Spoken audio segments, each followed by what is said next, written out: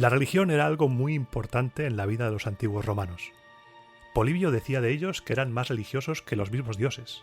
Tito Livio, que los dioses habitaban la ciudad, y Cicerón, que los romanos superaban a todos los pueblos y naciones en cuanto a saber que todo se rige y se gobierna por la voluntad de los dioses. Hoy, en Roma Eterna, empieza una nueva serie, dedicada a la religión en Roma. A lo largo de cada uno de sus programas descubrirás todo lo que podemos saber acerca de las creencias de los antiguos romanos, sus rituales, sus colegios sacerdotales, sus dioses y, sobre todo, verás que todo es más complicado de lo que a simple vista parece. Así que coge una ofrenda, una hogaza de pan, lo que sea, para ofrecérsela al dios del podcasting, porque empezamos.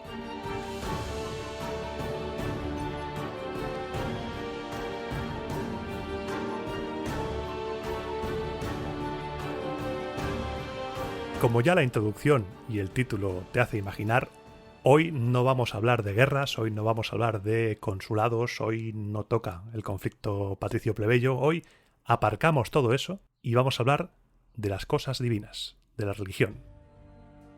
Y reconozco que ha sido un reto abordar un tema tan amplio como es el de la religión, un reto que supone de entrada cambiar la mentalidad. Tenemos que cambiar radicalmente la mentalidad para hablar de religión romana, ya que es algo muy diferente a lo que podemos vivir si hemos crecido dentro de una de las tres grandes religiones monoteístas de la actualidad, sea cual sea su variante. Tenemos que vaciar nuestro vaso de las vivencias previas, conocimiento previo, lo que nos han enseñado, para poder entender algo tan complejo como es la religión romana. Y ya de entrada decirte que no existía una religión romana como hoy podemos entender el cristianismo, el judaísmo, el islam. Uno no se hacía de religión romana. No era un credo, no era una confesión. Eras romano y adorabas a los dioses de Roma. Hemos de abandonar cualquier concepción moderna de la religiosidad que podamos tener. Los romanos eran libres de pensar lo que quisieran acerca de sus dioses. Lo que importaba eran los actos religiosos que llevaban a cabo. No había ningún dogma tampoco. No había ningún libro que les marcase lo que debían de hacer. Así que, antes de nada, voy a ponerme la toga sobre la cabeza y voy a oficiar como pontífice para tender ese puente entre la religión romana y nosotros. Lo primero que debo comentarte es que la mayoría de cosas que sabemos sobre la religión romana arcaica son extrapolaciones y cosas que nos han contado en tiempos del Imperio o en las postrimerías de la República. Cicerón nos habla mucho sobre la religión romana, por ejemplo. También encontramos cosas en Salustio, en Ovidio, en Tito Livio. Fuentes que no vivieron en la República arcaica. Fuentes que han recogido leyendas, han recogido textos de otros autores y que ellos mismos a veces dudan de la credibilidad de lo que están escribiendo. Tampoco tenemos muchas fuentes iconográficas de la época republicana, sobre todo tenemos monedas. Ningún autor nos ha dejado tampoco una autobiografía espiritual o un diario que constituya la base de una visión general de la vida religiosa en la época arcaica. Tenemos que ir reconstruyéndola a partir de inscripciones, documentos, testimonios de muchos autores. Lo que te digo siempre, la historia antigua es un puzzle de muchas piezas. Así que básicamente nuestro conocimiento de la religión romana se deriva de un puñado de romanos muy educados, muy instruidos, que representan solamente a una pequeña clase de la sociedad romana. La masa de la población, analfabeta, apenas ha dejado testimonios a excepción de unas cuantas inscripciones. Como te comentaba antes, los romanos tampoco tenían un libro sagrado, un libro revelado por la divinidad y que fuera la base del credo. No había una Biblia, no había un Corán, no había una Torá. Así que saber, lo que se dice saber sobre la religión romana en época arcaica y republicana temprana, sabemos poco. Y de lo que sabemos, no podemos estar seguros de que sea cierto. Tampoco lo podemos descartar del todo, pero tampoco podemos decir que es verdad. Todo bien, todo sencillo, todo estupendo. Así que como primer aviso decirte que muchas de las cosas que te voy a contar tenemos que cogerlas con pinzas porque son fruto de fuentes cuya fiabilidad puede ser mayor o menor, pero no deja de ser una fuente que no vivió esa época. Vamos a intentar sacar el máximo jugo posible, hay mucha tela que cortar, pero yo debo ser cauto y honesto contigo, porque sería muy sencillo decir, venga, esto es así y esto es así. No. Hay que ser realistas y hay que ser honestos, con pinzas. Y no puedo aguantarme más. Vamos a empezar derribando el gran mito de una vez por todas. Sí, ese mito. El de la religión romana como copy-paste de la griega. Eso es mentira. La religión romana no es una copia de la religión griega, olvídalo. Como meme está bien, nos hemos reído, sirve para hacer chistes y eso está genial. Pensamos que los romanos no tenían imaginación y que copiaron los dioses y todo a los griegos, pero es falso, es muchísimo más complejo de lo que parece. Porque la religión romana es muy compleja. Como puse el otro día en Instagram, es un cacao de cuidado. Por eso voy a ir por partes a la hora de presentar los temas para hacerlo de la manera más entendible y fácil posible, pero es posible que me vaya dejando cosas por fuerza que habrá que ir comentando en sucesivos programas. Porque, a ver, no lleva gente toda su vida investigando la religión romana para que yo en una hora, aquí el friki del podcast, venga en una hora a explicarla toda. Cuando cojas un libro sobre la religión romana, sobre el origen de la religión romana, muchos autores suelen dividir la historia de la religión en varias etapas. Sobre esto hay varias escuelas de pensamiento, ya sabes que la historia antigua se basa en consensos entre diferentes autores, diferentes corrientes de pensamiento, pero en lo que todos estaremos de acuerdo es que la mayoría de nosotros, en algún momento de nuestras vidas, hemos tenido el sentimiento de que no podemos controlar ni entender lo que nos pasa. Ahora me viene a la mente alguna muerte de un familiar, alguna catástrofe, una muy mala racha, sucesos que nos hacen sentirnos completamente desprotegidos y nos animan a creer que hay fuerzas y poderes ajenos a nosotros que son los responsables de lo que nos ocurre. Esa es una función de la religión, satisfacer estas preocupaciones, darnos seguridad ante un mundo que es hostil.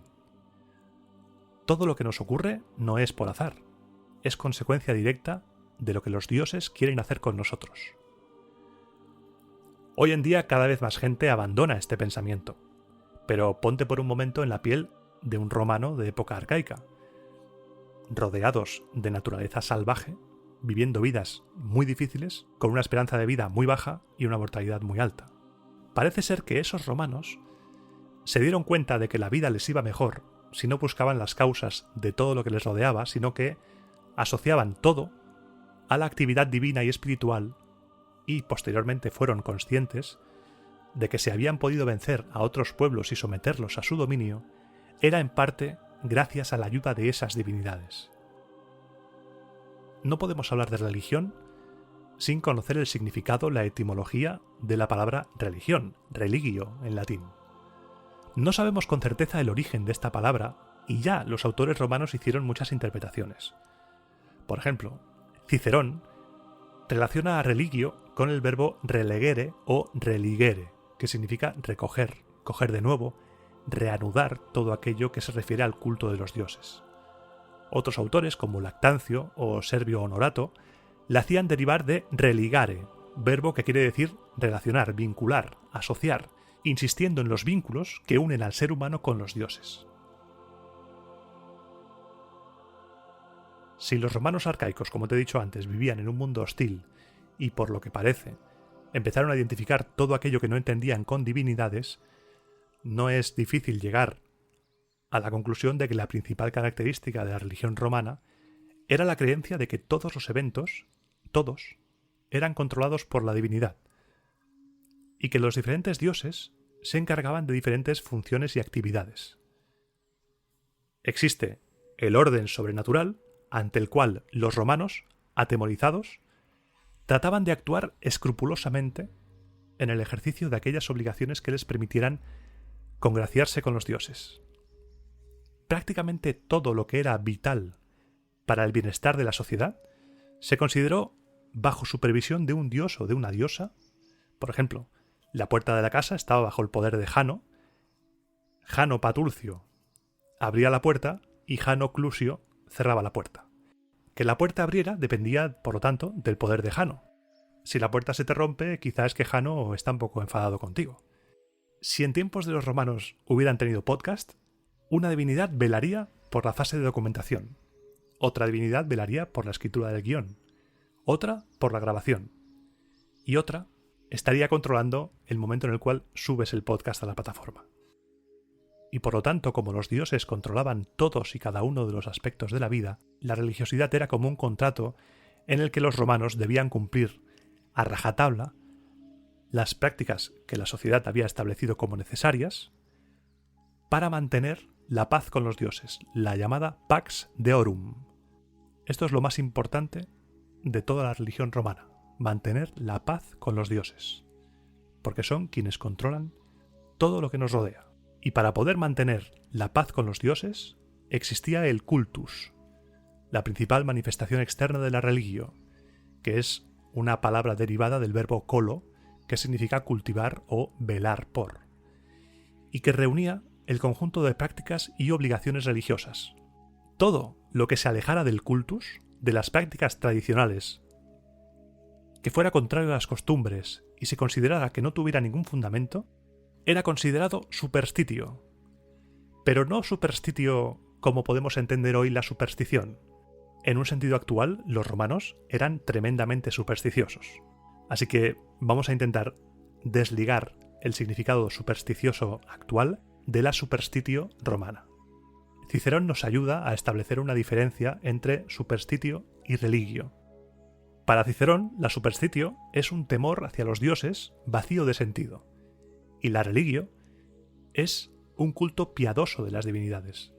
Tácito, por ejemplo, calificó al cristianismo como superstitio, porque se alejaba de la tradición, se alejaba de lo que era piadoso para los romanos.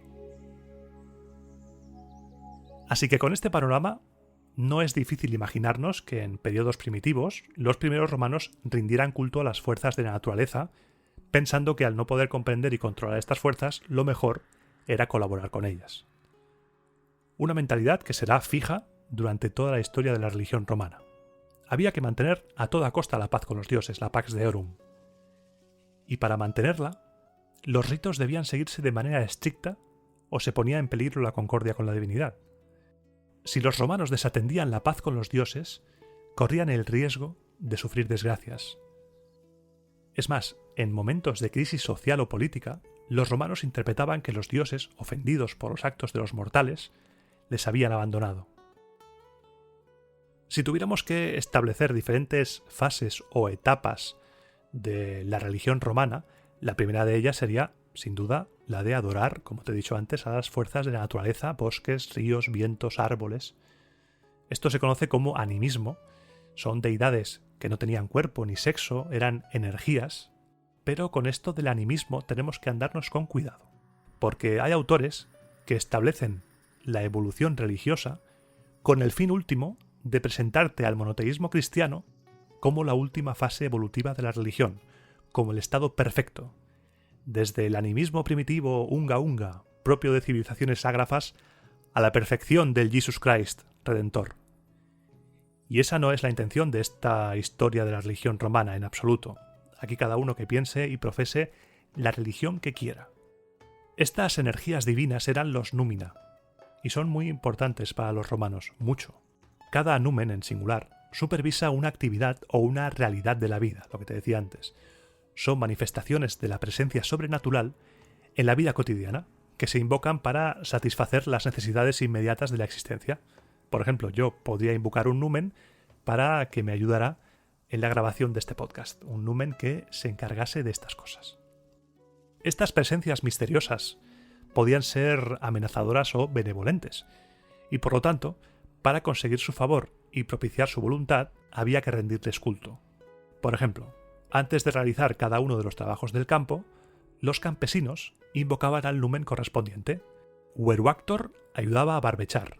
Redarator era invocado cuando había que labrar el campo por segunda vez. Se invocaba, por ejemplo, también a Sator para la siembra. Cada uno de los trabajos tenía un numen.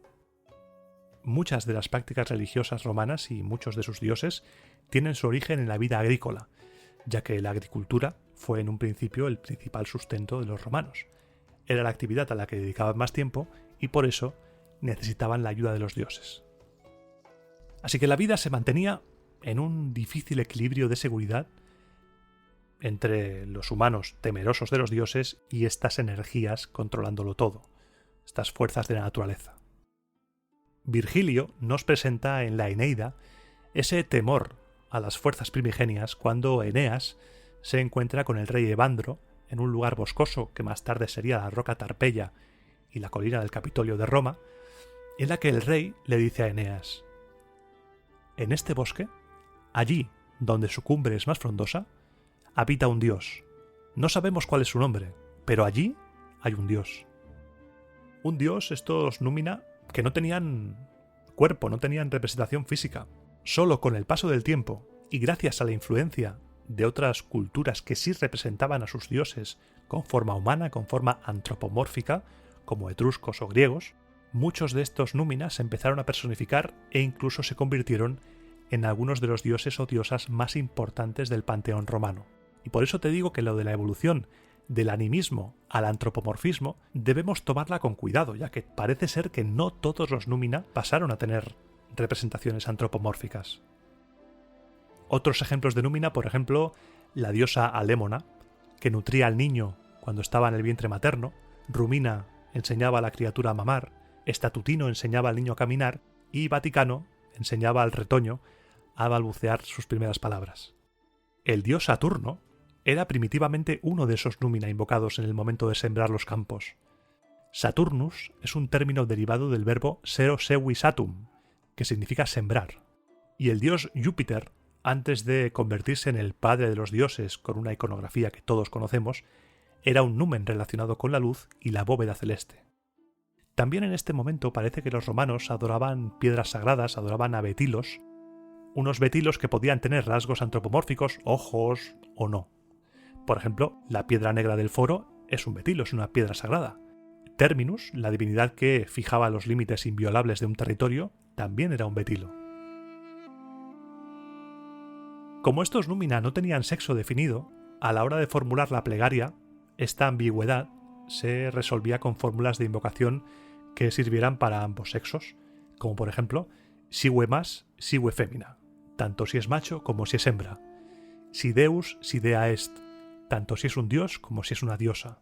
Tanto si eres un dios como si eres una diosa, yo te hago esta ofrenda, por favor, cuida de esta actividad. Fuerzas de estas de la naturaleza Númina había apaladas. Recuerda que para los romanos la divinidad estaba presente por todas partes, y cada actividad de la vida pública o privada se hacía bajo la vigilancia y el amparo de un numen.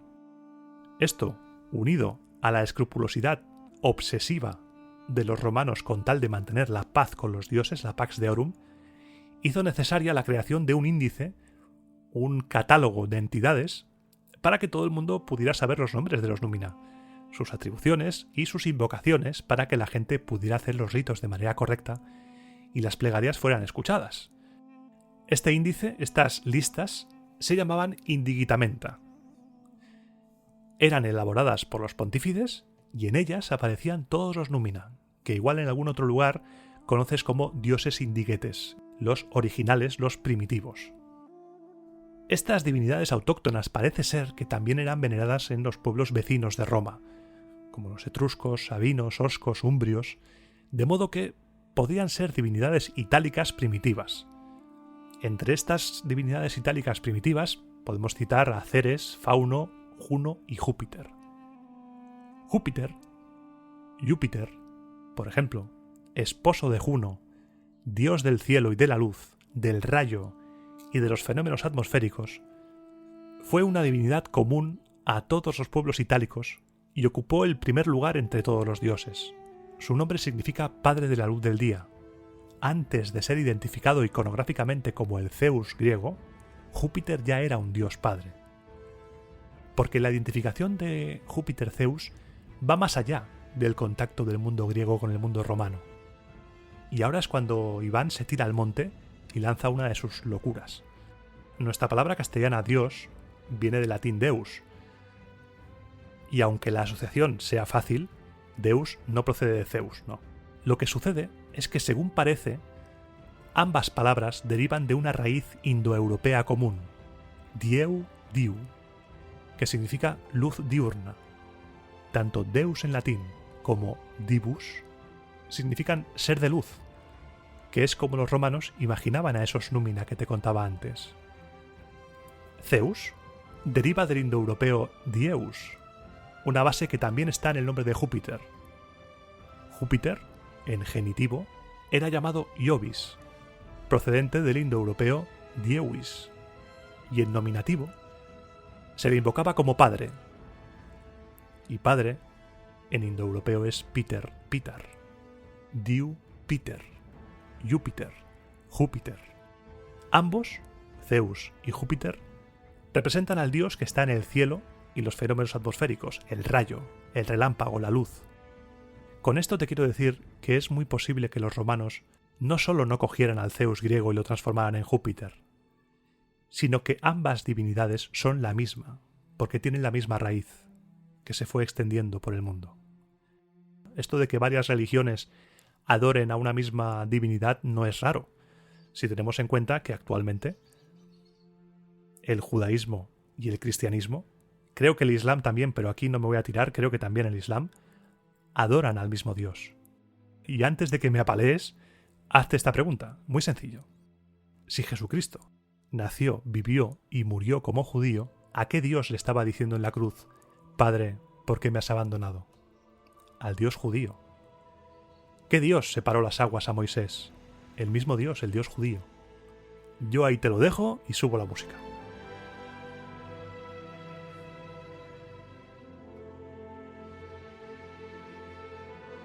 Y ahora llegamos a un momento clave para entender la religión romana. El número de fuerzas divinas era elevadísimo y aumentaba progresivamente en función de las necesidades de cada momento. Las puertas estaban siempre abiertas a la introducción de dioses extranjeros que pudieran cubrir las necesidades que los dioses tradicionales no pudieran satisfacer. Y aquí es donde entran los dioses novensiles, los dioses nuevos. Pero a la hora de aceptar divinidades extranjeras, tenemos que diferenciar tres conceptos que a veces se confunden como sinónimos, pero que pueden engañar. Tenemos, por un lado, la asimilación, por otro, el sincretismo y por otro, la interpretatio. La asimilación es el proceso por el cual algunas características de un dios extranjero son atribuidas a una divinidad que ya existía en el mundo romano, lo que le hace ampliar su área de competencias. Por ejemplo, Venus, al asimilarse a Afrodita, se convirtió en divinidad del amor y de la belleza, cuando en principio era protectora de los huertos. Venus ya existía. No es que los romanos cogieran a la diosa griega, le cambiaran el nombre y fuera. No.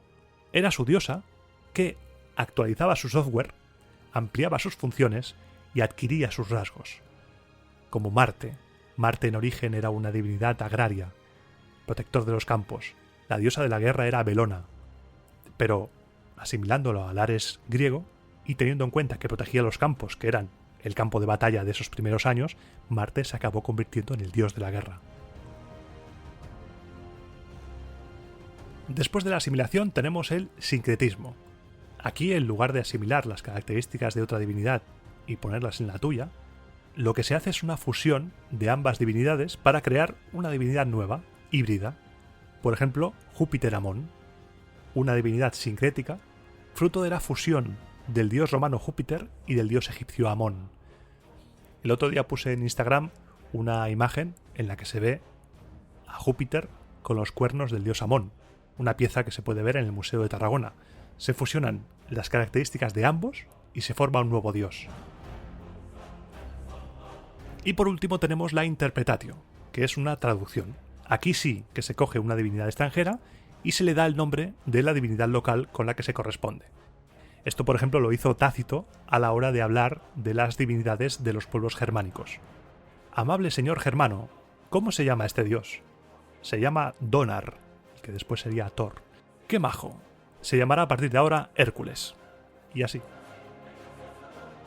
También los romanos incorporaban dioses directamente si les hacía falta para alguna cosa. Por ejemplo, Apolo fue importado directamente para cubrir la necesidad de tener una divinidad que se encargara de temas médicos. Seguro también que has escuchado o leído más de una vez que la religión romana no tiene mitos propios, que han tenido que copiar los mitos de los griegos porque no tenían mitología propia. A lo largo de la historia, casi todos los pueblos han utilizado toda una serie de relatos, mitos, para explicar el origen del mundo, la cosmogonía, el origen de los dioses, la teogonía, y de todo cuanto les rodea. Algunos autores niegan que existan mitos propios de los romanos y que por eso los adoptaban de otros pueblos. Pero tú y yo sabemos que eso no es bien así. Los romanos tuvieron mitos, pero la mitología romana no son narraciones con historias de los dioses o del origen del mundo. La mitología romana habla de Roma. Su mitología está incorporada dentro de la historia nacional. Llevamos 27 programas de Roma Eterna, y la gran mayoría de ellos son la mitología de Roma. A lo largo de todos estos programas de Roma Eterna, te he estado contando los mitos de los romanos. Cuando te hablo de Rómulo, cuando te hablo de Numa Pompilio, de los Horacios y los Curiáceos, de Estébola, son mitos como las historias griegas de Aquiles o sobre la relación entre Afrodita y Ares. Son mitos, pero en el caso romano son mitos protagonizados por personas y no por dioses.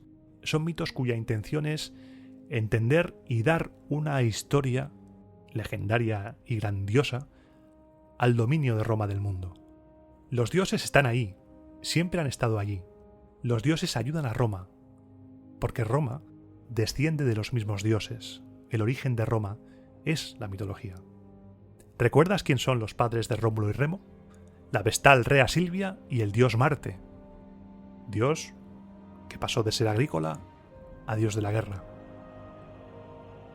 Dioses y hombres se entrelazan para formar Roma. La mitología es su historia.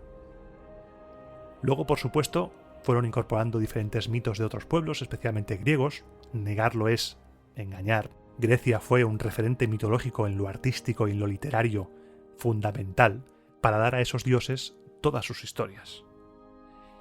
Y por eso la religión estaba tan profundamente arraigada en las vidas de los romanos, porque la religión romana es Roma. Nada se hace sin el permiso de los dioses. Tanto en la vida pública como la privada estaban allí. Era una religión muy conservadora en lo litúrgico, los ritos debían cumplirse a rajatabla, pero a la vez era una religión muy permeable. Estaba abierta a la introducción de prácticas y divinidades extranjeras. Antes te he hablado de Apolo, ahora por ejemplo me acuerdo de Cibeles. La diosa Cibeles, identificada en Roma como la Magna Mater, fue una gran diosa de Asia Menor, que se incorporó a Roma durante el siglo III a.C. Para los romanos, mientras esa divinidad, esa religión no perturbara el orden público y sobre todo no excluyera a sus dioses, Roma no te iba a poner ningún problema. Por eso los romanos estaban tan enfrentados al judaísmo, porque el judaísmo, el dios judío, es un dios excluyente, es un dios que propugna que él es el verdadero y él es el único, y el pueblo elegido es su pueblo. Y eso a los romanos les chocaba, porque eso podía perturbar el orden público. Pero por lo demás, Roma no tenía ningún problema en asimilar un dios. El culto de Isis, el culto de Mitra, aunque con el culto de Mitra ya hablaremos más adelante porque los romanos no se llevaban muy bien con todos aquellos cultos que implicaran un secretismo, que fueran solo para unos iniciados. De la misma manera que también tuvieron problemas con el culto a Baco, porque la liaban parda, que también con esto de las bacanales y demás se ha exagerado mucho. Ya hablaremos al respecto cuando hablemos del dios Baco, hablaremos de su culto y hablaremos de las liadas que tuvieron con las instituciones, con los estamentos del Estado. Una vez hemos hecho un pequeño repaso a nivel general sobre qué podemos llegar a saber acerca de cómo era la religión romana, ahora toca saber cómo los romanos se las apañaban para mantener la paz con los dioses, la Pax Deorum. La paz con los dioses se mantenía tanto de manera pública como privada mediante una serie de prácticas que se debían llevar a cabo de manera perfecta, sobre todo en el ámbito público. En el ámbito privado la cosa era un pelín diferente. Por ello, cada una de las prácticas religiosas estaban supervisadas por toda una serie de colegios sacerdotales, de los cuales te hablaré en el siguiente programa. No existía una jerarquía eclesiástica como, por ejemplo, podemos imaginarnos la Iglesia Católica, pero cada colegio se encargaba de una cosa en concreto. Primero vamos a repasar los rituales. El abanico de rituales era bastante amplio, desde invocaciones a cantos, promesas, ofrendas, sacrificios, banquetes, todo regulado, supervisado, vamos, todo al detalle. Recuerda, una vez más, es una idea que quiero repetir para dejar clara, los romanos creían que los dioses vigilaban todos los lugares y supervisaban todo lo que les pasaba. todo, desde el nacimiento a la muerte. Cualquier acto de su vida, hasta el más pequeño, requería la colaboración y el consentimiento de la divinidad, que tenía que ser invocada correctamente. Pero no lo creían en un sentido actual, de creer, de fe. No. Estaban ahí, los dioses estaban ahí. Ponte como quieras, hay un dios que como no hagas esto, te vas a enterar. Para las personas de la antigüedad era una verdad absoluta. No para todos, por supuesto. Seguramente también habría gente que no creyera en eso. Generalizar y decir que todos sean creyentes es un poco absurdo. Como en la Edad Media, todos eran muy religiosos. A ver, todos no, habrá gente que no. Mucha gente. Pero antes de que me desvíe más, lo divino estaba en todas partes. Así que cualquier acción, cualquier acto, constituía un acto religioso, incluso en el ámbito político y militar. Se les invocaba para que los acontecimientos políticos se desarrollaran sin problemas. Vimos en el programa del Senado que antes de cada sesión se consultaba a los dioses. Había toda una serie de técnicas para saber cuál era la voluntad de los dioses. Si los dioses no estaban de acuerdo con aquello que se iba a emprender, se anulaban las decisiones tomadas o los actos llevados a cabo. No había una separación entre Iglesia y Estado, porque los dioses romanos tutelaban también a las instituciones del Estado. Los representantes públicos, los magistrados, se implicaban directamente en los asuntos religiosos. Los magistrados también podían convertirse en sacerdotes, pontífices. Era un peldaño más, paralelo al cursus honorum. Vamos a empezar el repaso a estos rituales con el más sencillo, la plegaria. Contacto directo entre la divinidad y tú. Y le vas a pedir algo y utilizas para ello una plegaria. Para que la plegaria tuviera éxito y lograra captar la atención de la divinidad, había diferentes mecanismos, como por ejemplo repetir su nombre varias veces o utilizar música para atenuar los ruidos que pudieran despistar al dios. Te traigo un ejemplo de plegaria romana recogida por el historiador Velleio Paterculo en su Historia Romana, en la cual pide por la salud del emperador y sigue la estructura de plegaria clásica. Oh Júpiter Capitolino, y tú, Marte Gradivo, que fundaste y sostienes el nombre romano, y tú, Vesta, custodia de los fuegos perpetuos, y vosotros, númenes, todos los que seáis, que habéis elevado la pujanza del imperio romano hasta lo más alto del universo, a todos vosotros, en nombre del Estado, os pongo por testigos y os suplico, guardad, conservad y proteger este Estado, esta paz, este príncipe, para que, después de una muy larga vida entre los hombres, le concedáis los sucesores más responsables, de tal modo que puedan sostener el pulso del imperio del mundo que es suyo, tal como él lo habrá sostenido. Aquí vemos que conviven Júpiter Capitolino, Marte, y los númina, las energías. Una variante de estas plegarias podrían ser los himnos, una composición que es más solemne, que se canta o se recita como alabanza e invocación a los dioses. Si el romano pensaba que con la plegaria o con el himno se iba a quedar corto, podía hacer también una promesa, un voto a la divinidad, el votum, forma verbal de voveo, prometer. Y consistía en la formulación solemne de una demanda a las divinidades que, en caso de ser satisfecha, comportaba la realización de una determinada acción en beneficio suyo. Voy a poner un ejemplo que igual piensas que es tonto, pero es que es un votum de manual. Si mi equipo de fútbol gana la Copa de Europa, gana a Libertadores, me voy de rodillas desde mi casa al estadio o desde el estadio al monasterio. Eso es un votum, una promesa a la divinidad. Esa persona se convierte en esclavo de su promesa, es un voti condemnatus. Y ahora, imaginándonos los ritos como una ruedecita de temperatura de un horno, el primer nivel es la plegaria, luego el himno, el nivel 3 los votos.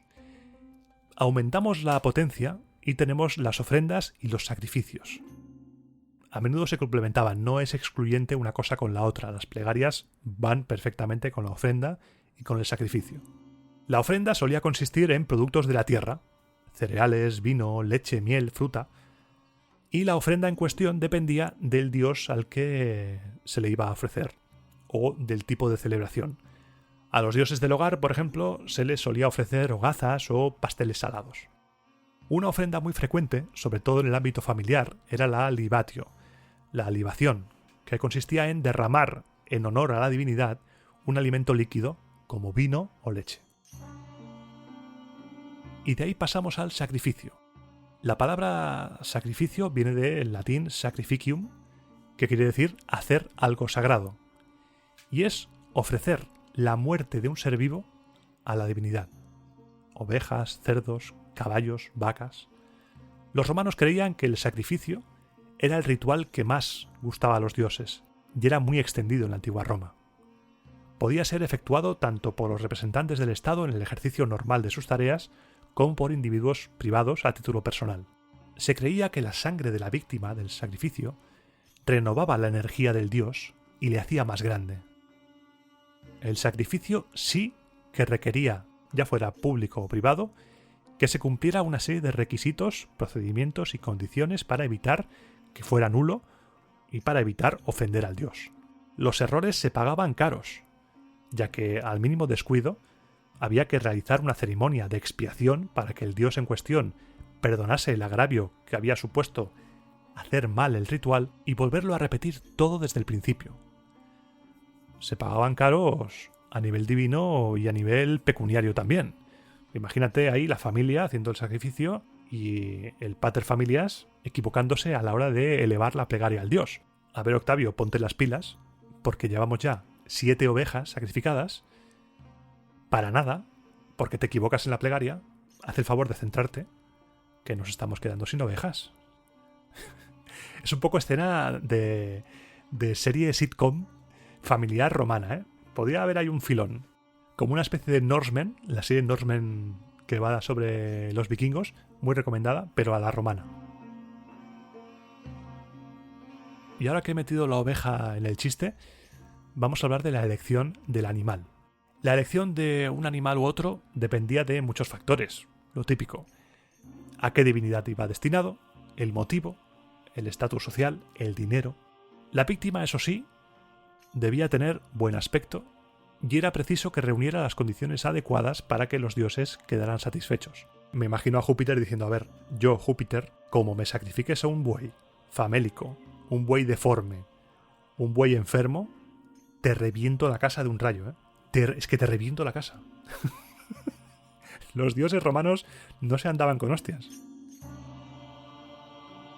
El sexo del animal, por norma general, a las divinidades masculinas se les ofrecían animales machos y a las femeninas animales hembra. En cuanto al color, dependía del destinatario. Si querías hacer un sacrificio a los dioses celestiales, la víctima tenía que ser de color blanco, de color claro, y si querías hacer un sacrificio a los dioses infernales, el color elegido debía ser oscuro, y si es negro, mejor. Una vez elegido el animal que tenga buen aspecto, del sexo adecuado y del color correcto, se engalanaba a la víctima para que resultara agradable a ojos de la divinidad con unas cintas de colores llamadas vitae, y era conducida al templo tirada por una cuerda. Si en el camino de donde estuviera el animal al templo, este se resistía, tiraba de la cuerda, no quería caminar, eso se tomaba como un mal augurio, y era preciso devolver al animal y volver a iniciar todo el proceso de nuevo. Imagínate que puede que te gastes el dinero en 7 bueyes antes de llegar al templo. Si todo iba bien, el animal llegaba al templo y era entregado al sacerdote oficiante. Normalmente el sacrificio se hacía al descubierto. No se hacía dentro del templo, porque dentro del templo estaba la imagen de la divinidad, sino que se hacía en un altar situado frente al templo, en cuya parte superior se encendía el fuego. Aparte del oferente y del sacerdote, en la inmolación de la víctima podían participar varios personajes más. Tenemos por un lado el victimarius, que tenía que encender el fuego y preparar todo el instrumental con el que se iba a llevar a cabo el sacrificio y sujetar a la víctima. Luego tenemos el popa, que iba vestido con una falda corta y el torso desnudo, era quien conducía a la víctima al altar y le daba el golpe fatal. Tenemos también el cultrarius, que degollaba a la víctima, y, opcionalmente, pero deseablemente, podía haber un tibiken, un músico que tocaría la flauta para evitar que se perdiera el contacto con la divinidad, para evitar que fuera distraída por el ruido exterior.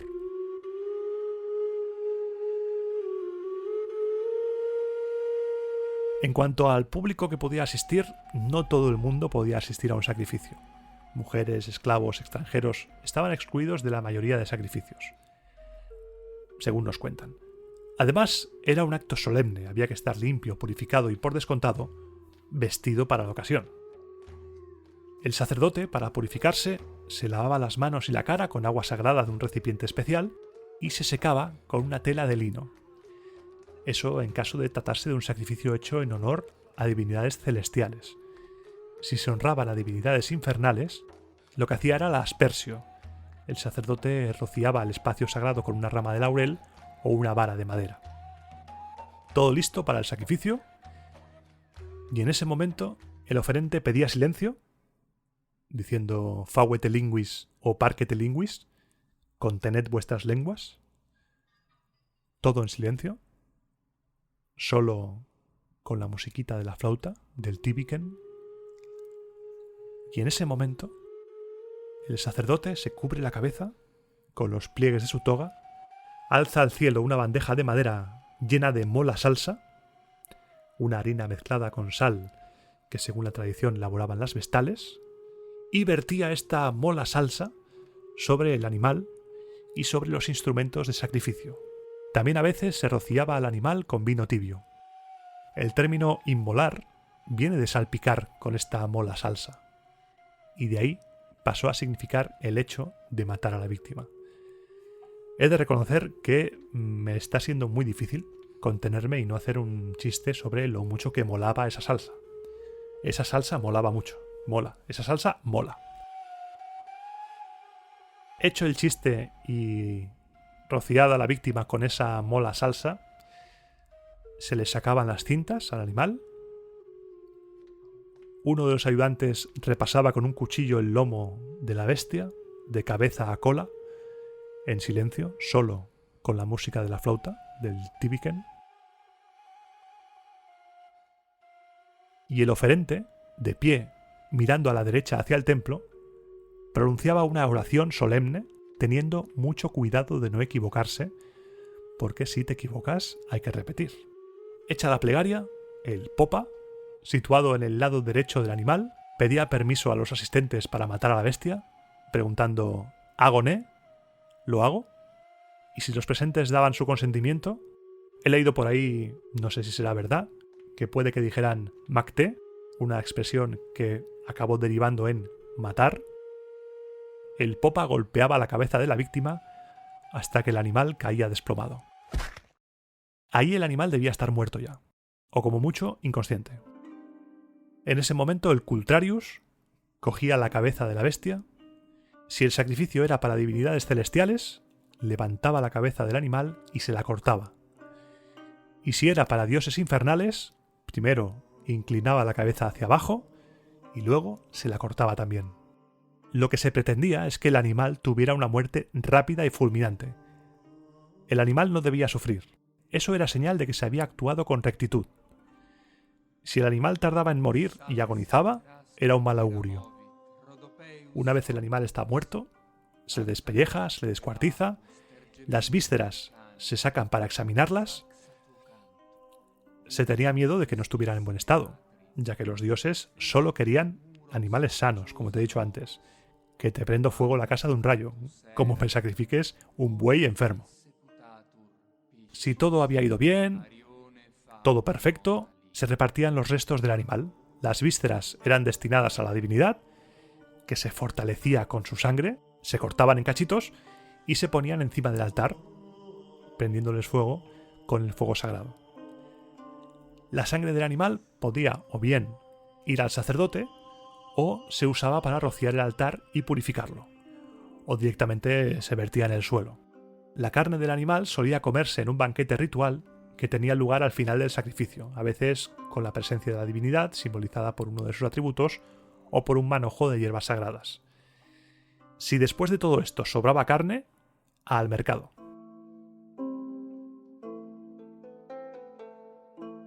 Los romanos estaban muy preocupados, mucho, creo que no me cansaré de repetirlo durante este programa, por mantener la paz con los dioses y por conocer su voluntad, si estaban de acuerdo, si no estaban de acuerdo, y en eso entraba el arte adivinatorio. El arte adivinatorio se encargaba de averiguar la opinión de la divinidad. Pero ojo, cuando te hablo de adivinación en Roma, no te hablo de adivinar el futuro, no te hablo de tarot, no te hablo de si me va a tocar la lotería, no te hablo de eso. Eso era superstitio, eso estaba fuera, eso se tenía que evitar. La adivinación en la antigua Roma sirve solamente para conocer la voluntad de los dioses. La divinidad se comunica con el hombre mediante señales que hay que interpretar. Y en Roma había varias maneras de hacerlo. El dios te decía que sí o que no. El dios te decía chachi, no chachi. El dios te decía te voy a reventar o te decía adelante. No te iba a revelar el futuro. Seguramente en Roma habría gente preocupada por adivinar el futuro. Pero no era algo que estuviera aceptado por la religión. Podemos distinguir dos tipos de adivinaciones. Por un lado tenemos la adivinación inspirada, que es cuando una persona elegida recibe directamente las palabras de la divinidad y esas palabras hay que interpretarlas porque no hay quien las entienda. La Sibila de Cumas, por ejemplo, el oráculo de Delfos en Grecia. Son ejemplos de adivinación inspirada por la divinidad o inspirada por entidades más terrenales que aportan cositas bajo mano, pero inspiradas al fin y al cabo. Estos mensajes de la divinidad se llamaban sortes, de donde viene la palabra actual sortilegio. Y como te he dicho antes, no eran de fácil comprensión. Normalmente los oráculos y las profecías de este tipo se entienden cuando ya ha pasado el hecho. En muchas películas, muchas historias, seguramente has visto el caso de que el protagonista dice así que el oráculo quería decir esto, que iba a morir toda mi familia. Si lo hubiera podido interpretar antes. En Roma, la máxima representación de este tipo de adivinación eran los libros sibilinos, cuya leyenda te conté en el programa de Tarquinio el Soberbio, pero no está de más recordarla, porque es una historia que a mí me gusta mucho. Cuenta la leyenda que un buen día, una anciana, una venerable anciana, se presentó ante el rey Tarquinio el Soberbio y le ofreció 9 libros de profecías a cambio de una buena cantidad de dinero. El rey la miró de arriba abajo y, tras posiblemente decirle «¿Usted quién es? ¿Usted está flipando, señora?», la despachó sin comprarle, por supuesto, los libros. La anciana se fue, dijo «Bueno, vale, tú verás», y quemó 3 de esos 9 libros. Al cabo de un tiempo volvió a presentarse ante el rey y le ofreció los 6 libros a la impresionante oferta del mismo precio que los 9 anteriores. El rey pensó que la anciana estaba un poco tocadita de arriba, que estaba un poco loca o quizá estaba borracha, y riéndose de ella la echó de palacio. La anciana se fue y dijo «Bueno, no pasa nada, ¿eh?». Quemó otros 3 libros y volvió a presentarse ante el rey con la estupendísima oferta de 3 libros al precio de 9. En ese momento a Tarquinio se le activó algo en su interior. Dijo «Un momento. Tate, espérate, que no vaya a ser esto verdad y la estemos liando». Espérate. «No se retire, anciana, un momento, por favor, voy a consultar a los augures». Consultó a los augures, les expuso el caso y los augures le dijeron que esa anciana era la Sibila de Cumas, que comprara esos libros al precio que sea, que por favor, Tarquinio, no la líes más, compra los libros, que es que nos consumes la salud, que por favor te lo pido, deja ya de consumirnos la vida. A los augures les deberían dar 17 infartos al escuchar la historia que les estaba contando el rey. El rey a toda prisa compró los libros al precio que pedía la señora, anciana que desapareció después de eso, y estos libros se guardarían en un arca de piedra conservada en el templo de Júpiter en la colina del Capitolio en Roma. Los romanos creían que estos libros eran fatales. Fatales en el sentido de que estaban vinculados al destino de la ciudad. Guardaron con tanto celo y tanta dedicación estos libros que se creó un colegio sacerdotal encargado solo de preservar e interpretar estos libros. Son los Viri Sacris Faciundis, los hombres encargados de hacer las cosas sagradas. ¿Qué haces? Cosas. ¿Cosas sagradas? Sí, Peter. cosas sagradas. En el próximo programa profundizaré un poco más sobre su figura. He dicho Wiri directamente porque irá cambiando su denominación, ya que con el paso del tiempo cambia cuántos son.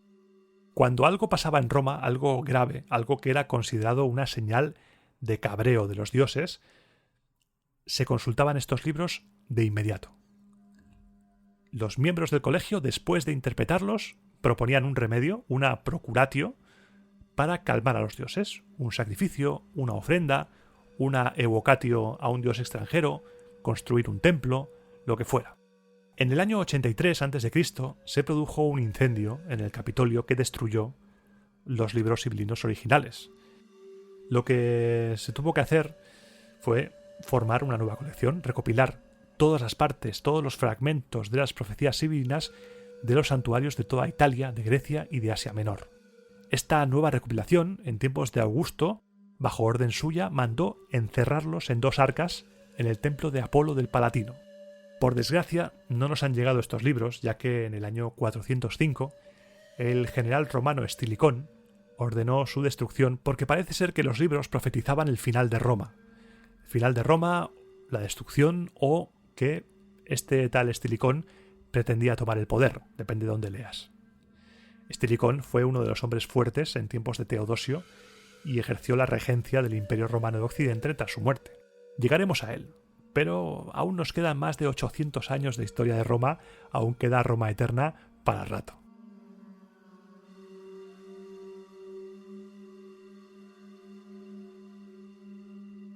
Aparte de los libros sibilinos, a los romanos también les gustaba interpretar los sueños, la llamada oniromancia.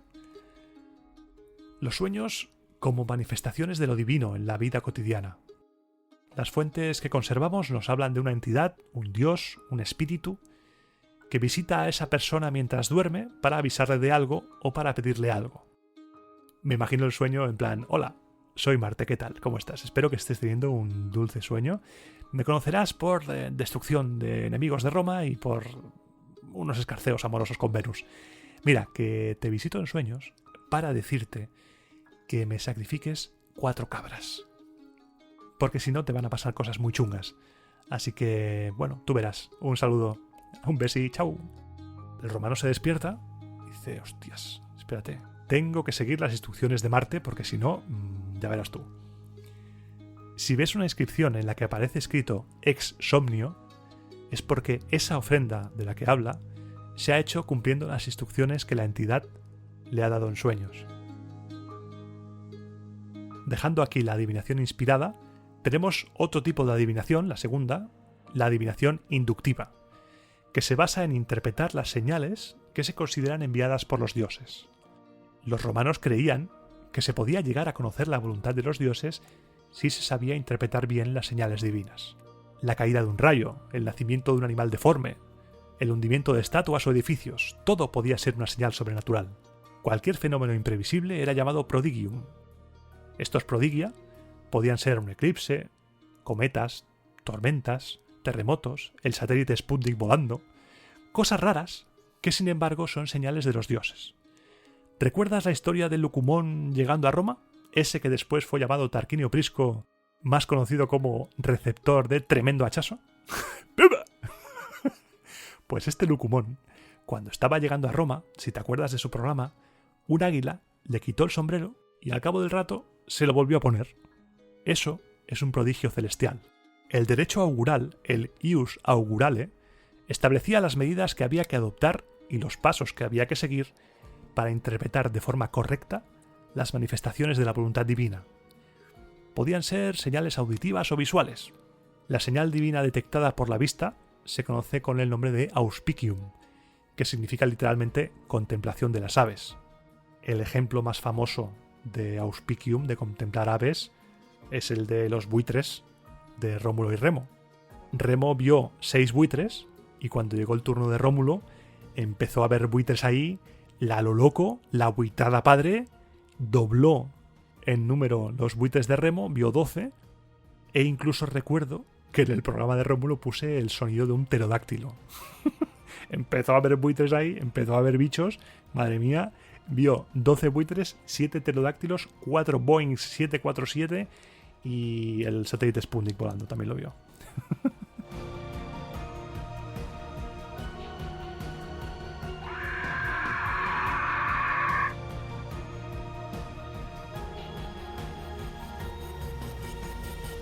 Como el Ius Augurale establecía las medidas que había que adoptar y los pasos que había que seguir para interpretar bien estas señales, la interpretación de estas señales corría a cargo de los augures, los especialistas, el equipo A de la interpretación del vuelo de las aves. Estos eran los cracks. Y para interpretar el vuelo hacían una ceremonia llamada auspicium. La ceremonia consistía en delimitar un templum, dividiendo el territorio en 2 líneas perpendiculares en cruz, trazadas con el bastón sagrado de los augures, el litus. Con esta cruz dibujada obtenías 4 cuadrantes, en cuyo interior se podían observar las señales divinas. Por lo general, si los pájaros volaban por la derecha, bien. Si venían por la izquierda, no tan bien. Y ya que hablamos de la interpretación de las cosas divinas, no puedo dejar de mencionar aquí a los arúspices, que eran generalmente etruscos. Estos lo que hacían, mediante la aruspiquina, era estudiar las vísceras de los animales. Y la parte favorita que les gustaba examinar era el hígado, mediante la hepatoscopia. La interpretación de estas señales divinas se fue especializando hasta el punto de que había gente especializada en analizar los rayos, por ejemplo, la fulguratura, de rayo fulgur en latín, o incluso, y unos que me gustan mucho, los pulari, cuyo ámbito de actuación eran los pollos sagrados, que indicaban en función del hambre que tenían la conformidad o no de los dioses respecto a aquello que se iba a emprender. Y con esto de los pollos, hay una anécdota al respecto que nos cuentan tanto Cicerón como Valerio Máximo, muy interesante, y que a mí me hace mucha gracia. Lo siento, me hace mucha gracia.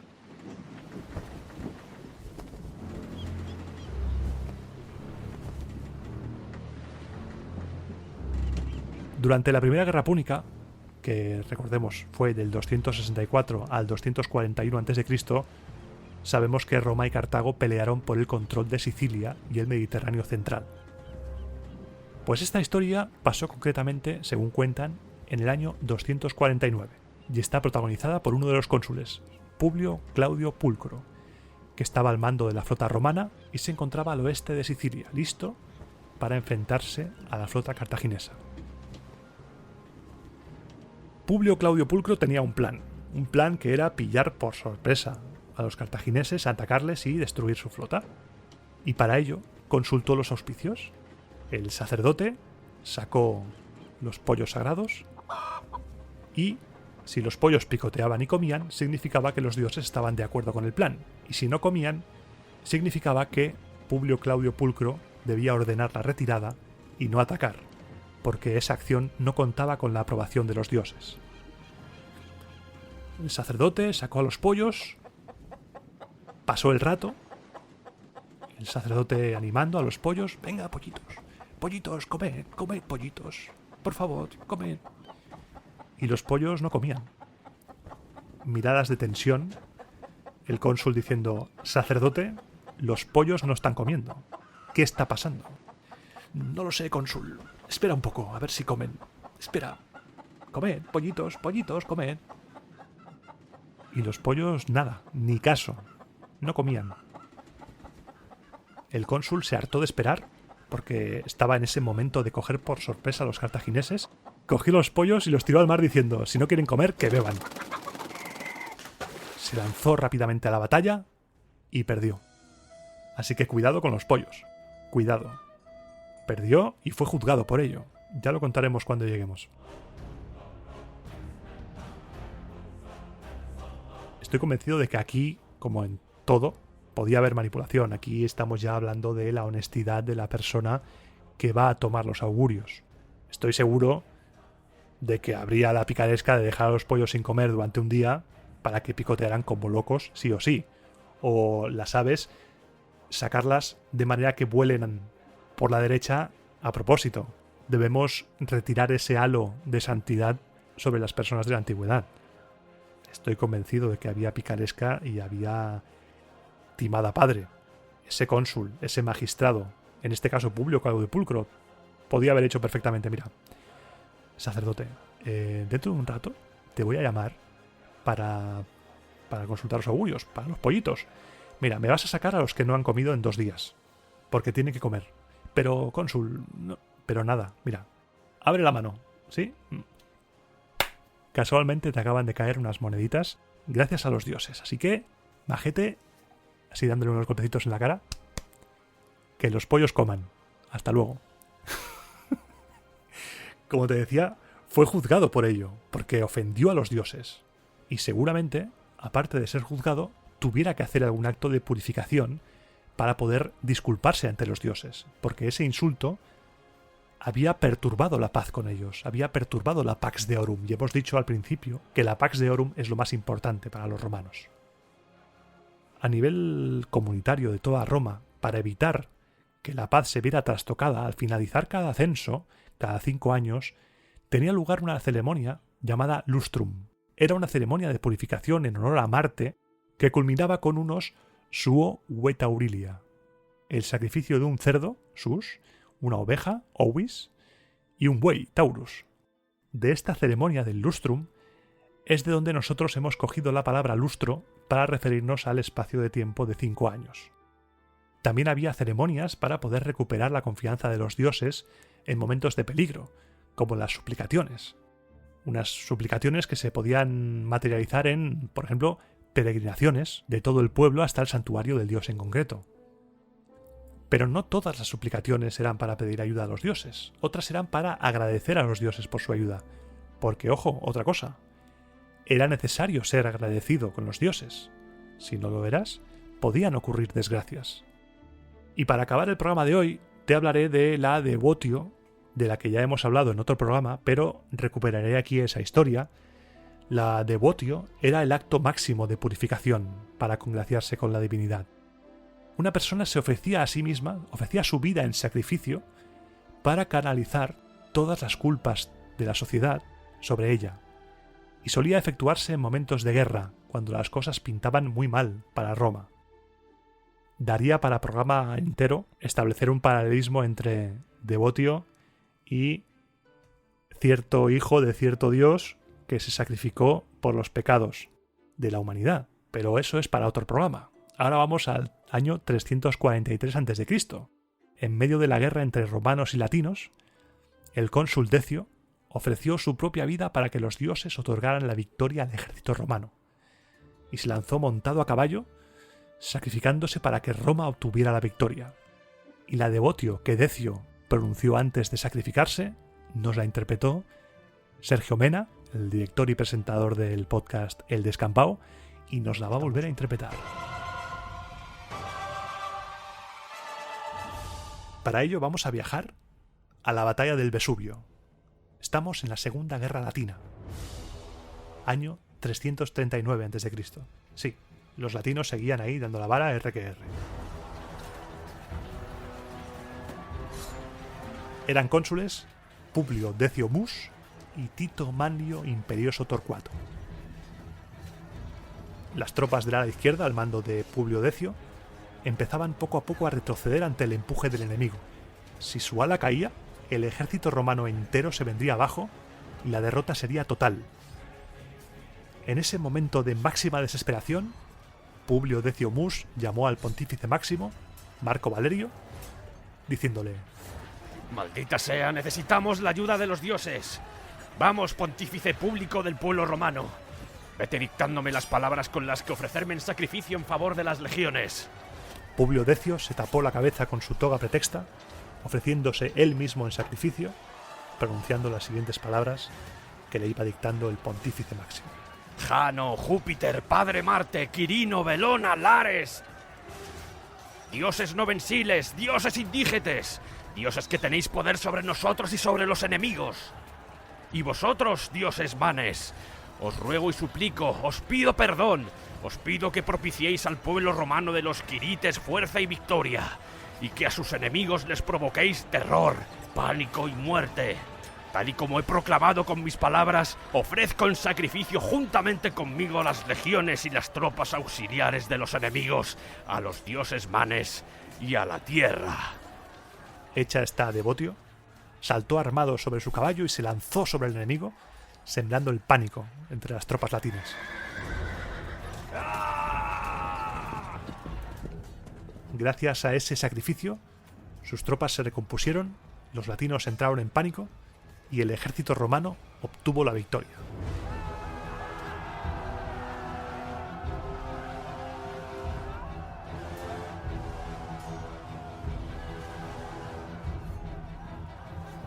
Los pelos como escarpias, los pelos como escarpias. Como es un tema tan extenso, he tenido que cortar a la fuerza. He tenido que cortar porque si no se iba de tiempo. Yo espero que en este primer programa sobre la religión haya quedado clara la tremenda importancia que para los romanos, para los antiguos romanos, tenía mantener a los dioses contentos con el fin de no sufrir calamidades. La Pax Deorum era lo más importante porque los dioses controlaban todos los aspectos de la vida. En el siguiente programa, que será después del aniversario, hablaré de los colegios sacerdotales, del culto privado y un poco sobre los dioses. Y ahora sí, me disculpas, me retiro porque debo hacer una pequeña ceremonia para agradecer al dios del podcasting, al numen de la grabación, que me haya facilitado una grabación tan placentera y tan divertida como la que ha sido la de este programa.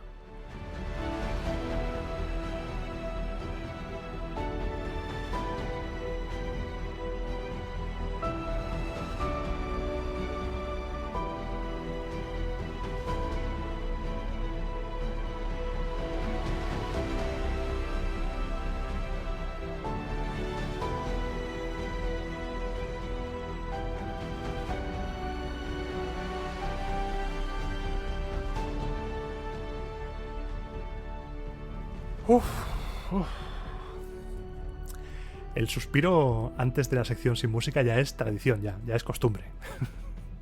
Déjame que beba un poco de agua.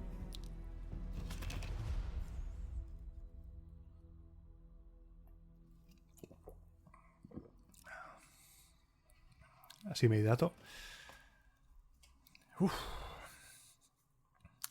¿Qué tal?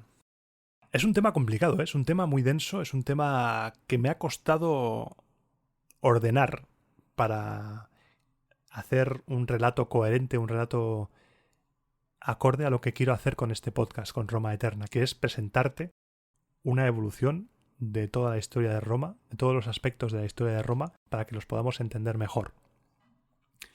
Y la religión es algo muy importante. La religión es un tema, ¿eh? Es un tema. En mayúsculas, un tema. Habrá muchos más programas de religión sobre muchas cosas. No da tiempo en un programa hablar de todo. Podemos hablar largo y tendido de qué se hacía en caso de ofender a los dioses, más en profundidad. Podemos hablar más sobre las ceremonias, los himnos. Llegaremos a todo ello. La lista de los dioses, todo. Llegaremos ahí. También podemos hablar del calendario. Aquí hay programas. Tienes Roma Eterna para rato. Para rato. Y lo primero de todo, antes de zambullirme en la sección sin música, es agradecerte una vez más que estés ahí, que escuches el podcast, tu compañía, tus comentarios, todo me dan la vida, de verdad. Muchas gracias. Y ya entrando de lleno en la sección sin música, agradecerte también tu colaboración en los comentarios del programa anterior al respecto de los podcasts favoritos. Creo que entre todos hemos hecho una colección. Yo he apuntado un montón de podcasts que no conocía. Tengo ahí varios ya preparados para escucharme. Y es bonito ver cómo la comunidad colabora, cómo la gente se implica para hacer de esto cada vez más un poco más grande. Y parece que es costumbre, parece que es tradición poner deberes, pero esta vez son unos deberes diferentes. Porque no voy a poder hacer el directo del aniversario, pero en cambio se me ha ocurrido otra idea. Y es la siguiente. Quiero que en el próximo programa, que va a ser el del aniversario, que saldrá el 29 de mayo, quiero que participes. Me gustaría que ese programa fuera especial y fuera un programa más dedicado a nosotros, tanto a ti como a mí. Y me gustaría que me enviaras preguntas, comentarios, Cualquier cosa que quieras saber sobre el podcast o sobre mí, va a ser un programa abierto totalmente. Va a ser un programa en el cual vas a participar y vas a dar tu opinión. E incluso, si quieres, puedes mandarme audios para ponerlos en el programa por correo electrónico a romaaeternapodcast@gmail.com. Puedes mandar un audio, lo que quieras, con pregunta, con comentario, con cómo has vivido el podcast, lo que quieras. El programa de aniversario va a ser un programa festivo, un programa que quiero que sea diferente. El guión será el que tú quieras que tenga. Así, a lo loco. Va a ser un programa sobre el podcast.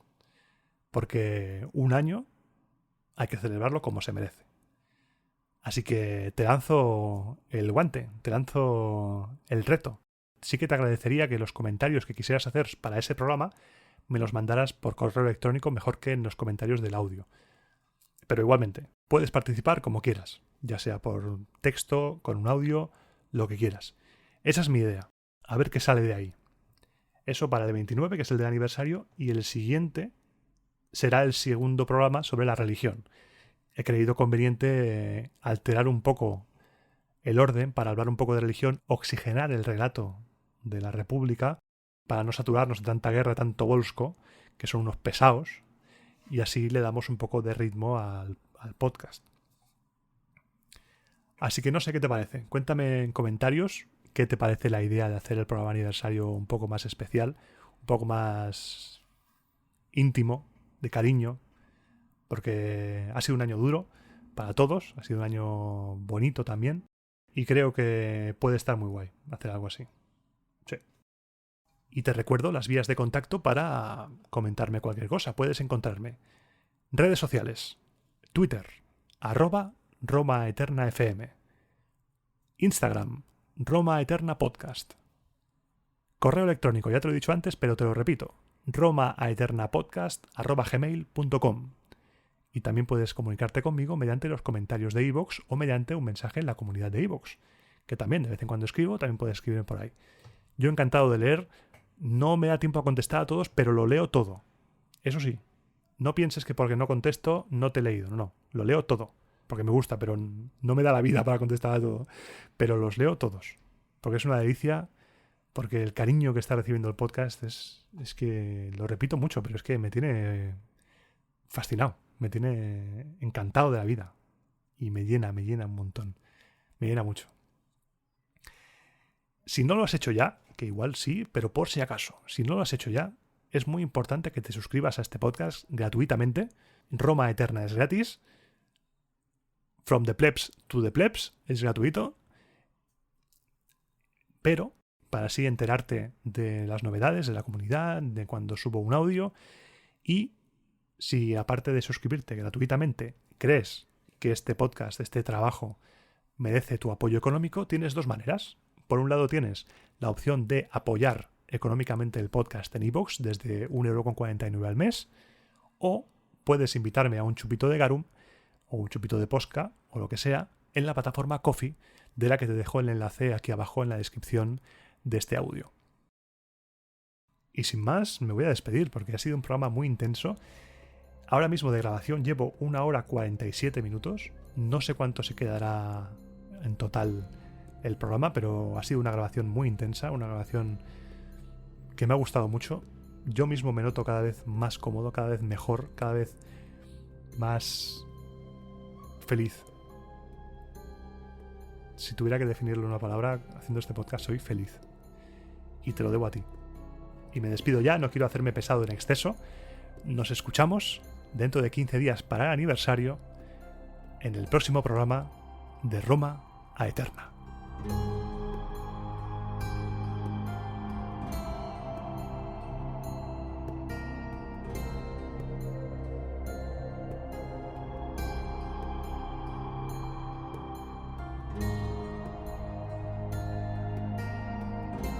Y no va el tío rancio de presentador, y en lugar de sacrificarme 15 cabras en mi honor, me entrega una hogaza de pan, y encima está duro el pan. Tacaño presentador. Te vas a enterar, ya verás, ya verás, ya verás. La venganza de Rómulo será terrible.